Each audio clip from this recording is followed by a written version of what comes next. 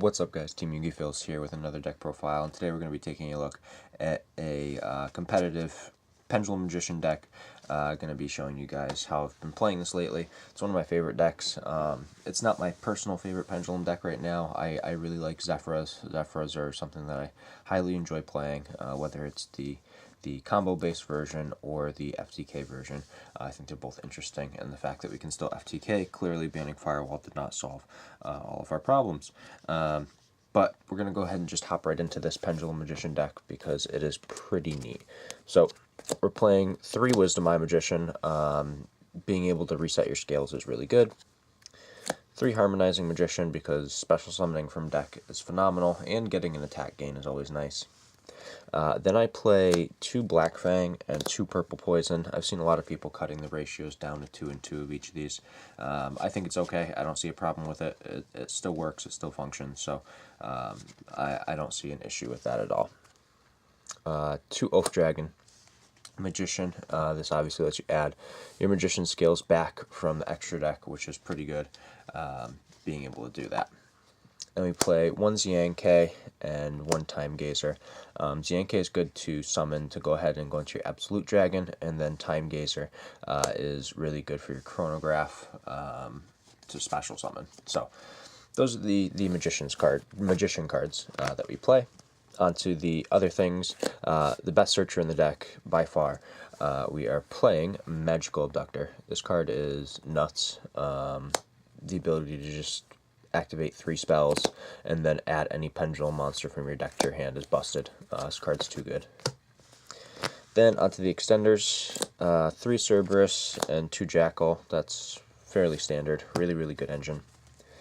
3 Dark Worm and 2 Gate Zero. I really like this. I feel like every time I play Pendulums, I always want to play 3 and 2, no matter what kind of Pendulum deck it is. And then the 3 Chronograph that I mentioned before. So those are the monsters for the main deck. I believe that is 30, if I'm correct. Because I believe I'm playing 10 spell and traps combined. So for the spells, 3 Desires. 3 is really good in this deck because you play so many, like, 3 ofs for the most part, that, like, you can get away with playing 3 of these. If you don't feel like playing 3, 2 is still fine. 3 Pendulum Call. This card's really good. You just grab whatever magicians you need and then continue on with your turn. 2 Dragon Shrine and a Foolish Burial for the Dark Worm. This is really good too. You want to be able to see those first turn. And 1 Time Pendulum Graph. This card is really good. One of the options that you have if you don't want to play double Desires is you could take 1 Desires and 1 of this out and put in 2 Called by the Grave. And play with that. Even though it's at 3, you don't want to play 3 of it in Magicians because it's just something. Like, Magicians don't die to hand traps. They honestly don't. The only one that they struggle against is, like, Ghost Ogre, but that's not even, like, the best card against them. But that is the main deck. I believe it's 40 cards exact. We will go ahead and hop on into our extra deck now, because the extra deck is obviously what makes this deck super strong for the most part. And I'll explain some of the stuff and some things that you kind of have the option to change up if you'd like to. That's obviously your guys' choices to what you want to play in here. But we are playing F.A. Dawn Dragster, Meteor Burst for the level 7s. This can summon your Gate Zero from your scale, which is really good if need be, if you can't, like, get to a Zianke Magician. 1 Ignister, 1 Omega, and 1 Scarlight. I feel like these are the best synchros to play in this deck. They have the most synergy for the most part. There's nothing else that I really could think of that I would personally want to play. Let me just move that over. Onto the XCs. We play 1 of this guy. I just don't really want to read his name. Supreme King, Dragon, Dark Rebellion. He's really good. He can actually help you OTK, which is pretty nice.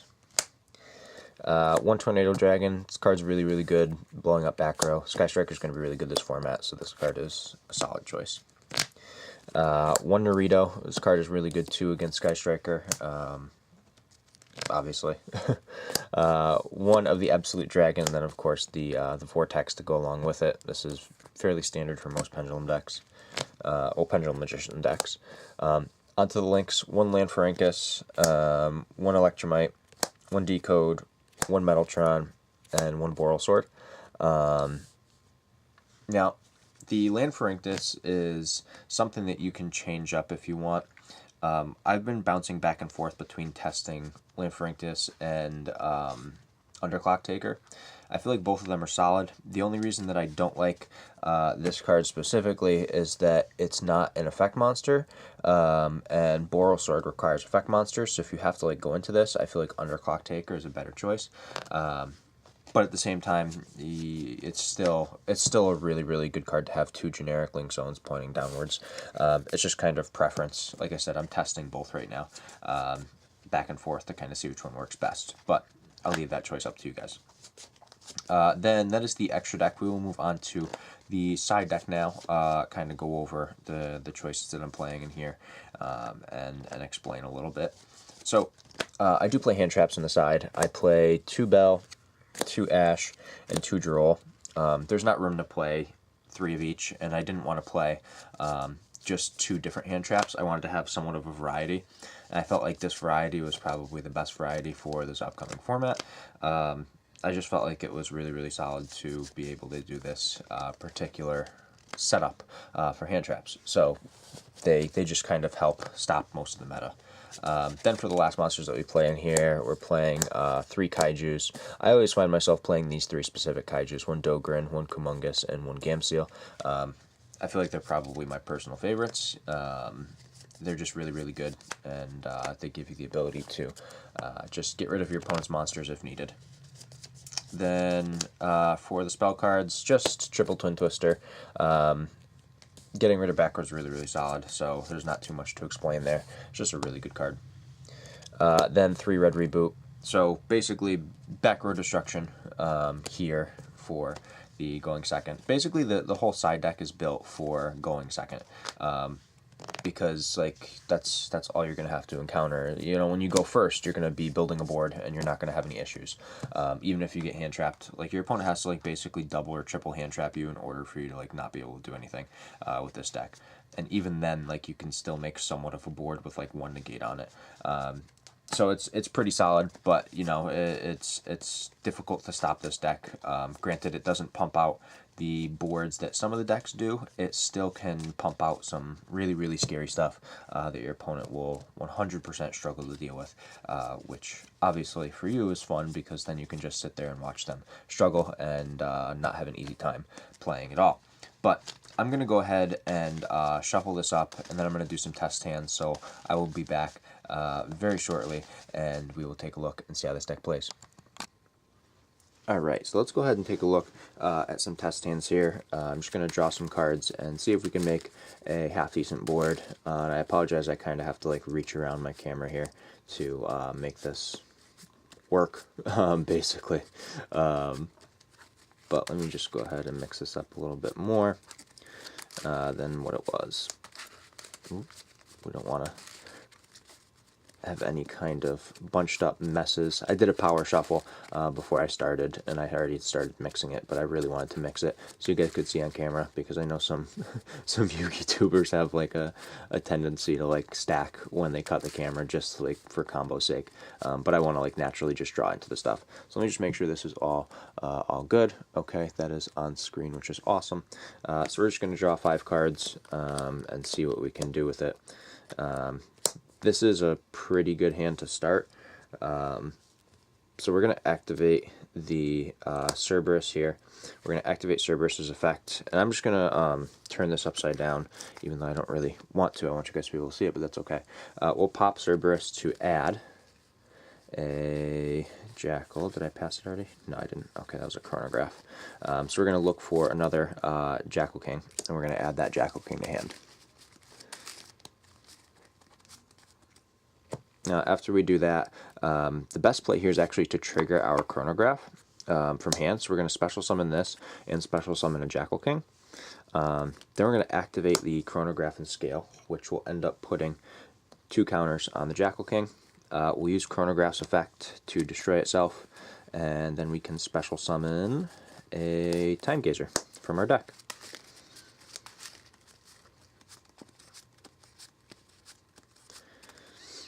Now from here we can link these two into an electromite. And let me just actually grab this field center so I can keep track of where everything is.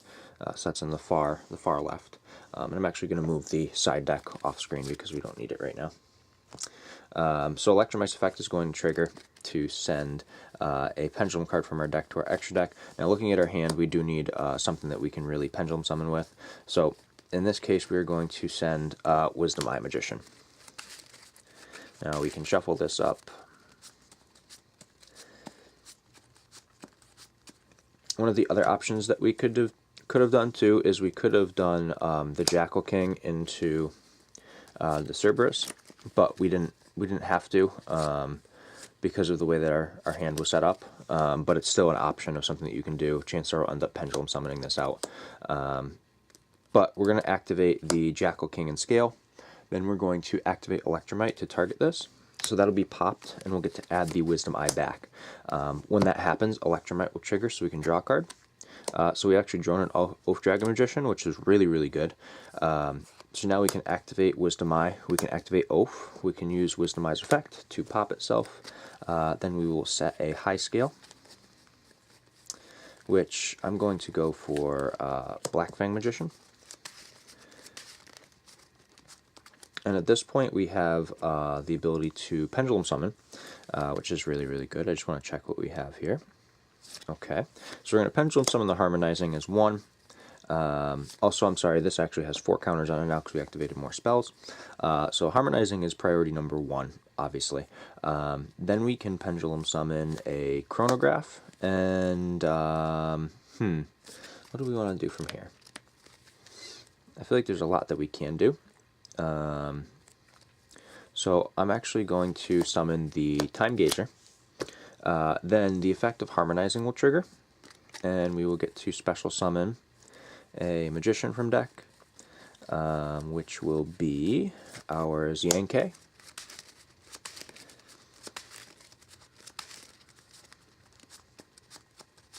Let's shuffle that up. Now we have like a lot of things that we can do. So for me personally, I really want to link this, and I'm sorry I'm bumping the camera there. I want to link into a Zephyr Metaltron, because that's just one of the best plays that we can do. From here, this is going to get banished because we're going to end up Synchro Summoning into... Well, actually, I'm sorry. This doesn't need to come out yet. We're just going to go back a couple steps because I did make a simple mistake there. So this is here, this is here. So we are still going to Synchro Summon, but we are going to be going for Meteor Burst Dragon, because Meteor Burst is going to trigger, and then we get to Special Summon Oath Dragon. Then we get to overlay Oath Dragon and Chronograph into Naruto. After we do that, now we can overlay these two into Absolute.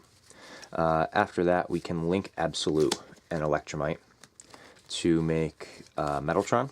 And after that, Absolute's effect will trigger to special summon a Vortex Dragon. So currently on board we have a negation of anything. We have a negation of is it spell or trap or just spell?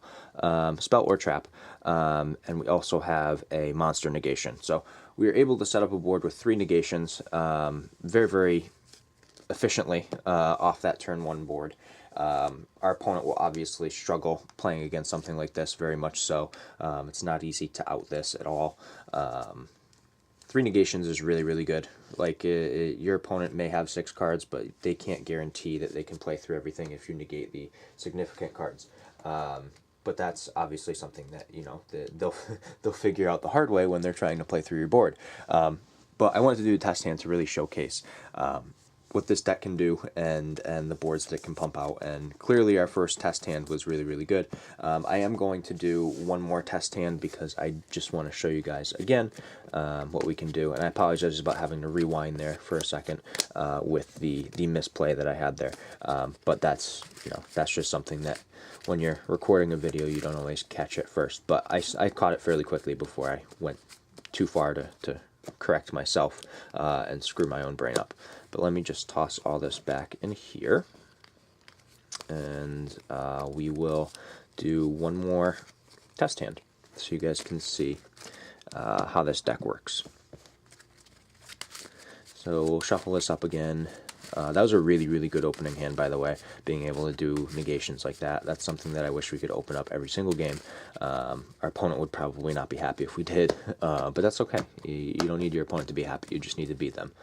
So we'll put that there, and we'll test draw 5 cards. 1, 2, 3, 4, and 5. Not the greatest hand in the world. We're gonna struggle a little bit, but let's see what we can do. We'll activate Time Gazer. We'll activate Oath Dragon, and then I'm actually just gonna Pendulum Summon immediately.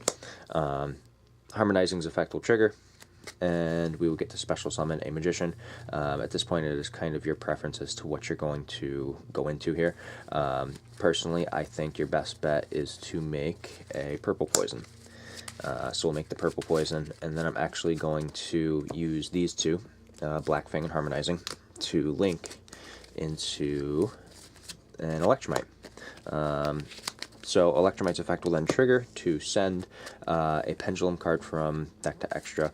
In this case, we are going to send... what do we want to send here? You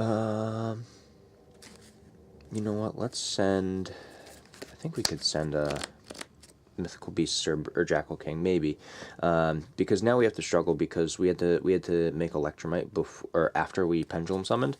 Your goal is to make Electromite before, obviously. So when you can't do that, it's not easy by any stretch. But I think actually we're going to send.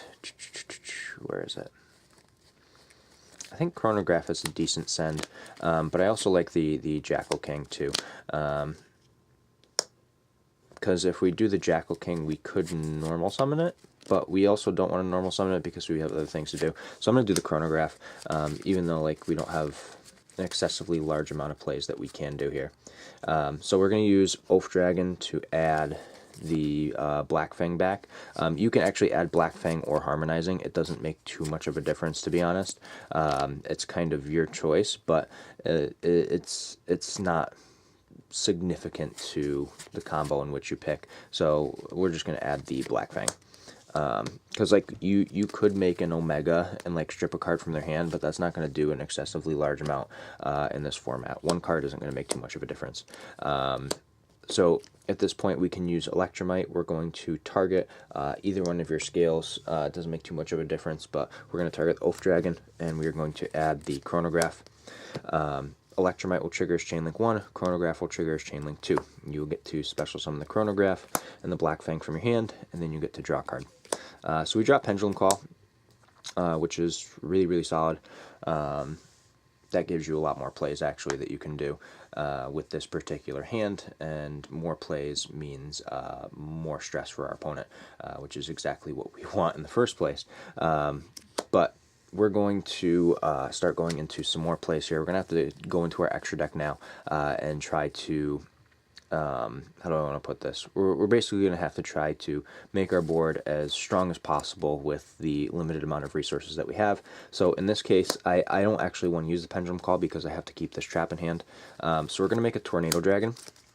We're going to then set the Time Pendulum Graph, and we would end our turn. So that way we can activate this on our opponent's turn, and I'm just going to zoom this up in here so you guys can read this card, and hopefully it comes out clear. There we go.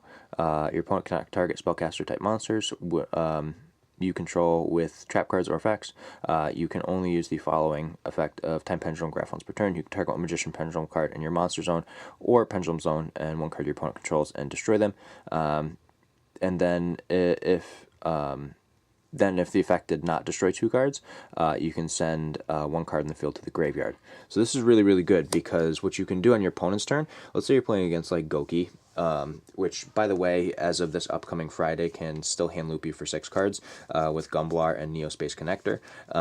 Currently, without the Neospace Connector, it can rip 4 cards out of your hand, but with Neospace Connector, it can rip 6. So, like, being able to stop them is really, really important. So basically they make their Isolde and they have another warrior on board, whatever. Then on the summon of the Isolde, when they have that other warrior, you're going to activate Time Pendulum Graph to target Time Gazer and their Isolde. Then you will end up chaining the Tornado Dragon to pop your scale. because then this will not end up destroying this. The Tornado Dragon did. So then after that, their Isolde is still destroyed, and then I'm sorry. The Isolde is not destroyed. Well, yeah, it is. It's still destroyed, and then you can send one of their other monsters to the graveyard. So basically, you send the Isolde, and you get to send their other extender. So they're out of field at that point, which makes them struggle. And granted, we don't have an amazing border, but still something that functions. But that's basically the gist of how it works. So I hope you guys enjoyed this, and you guys got a little bit of insight as to how Pendulum Magicians can function, even with a not super crazy board. If you go first, you can still cut off their play so they can't fully play through, which is really, really great. But if you did enjoy the video, give it a thumbs up. Let me know what you think in the comment section down below. And if you guys have any decks that you want to personally see, let me know. I do have a good chunk of decks in the meta for the most part.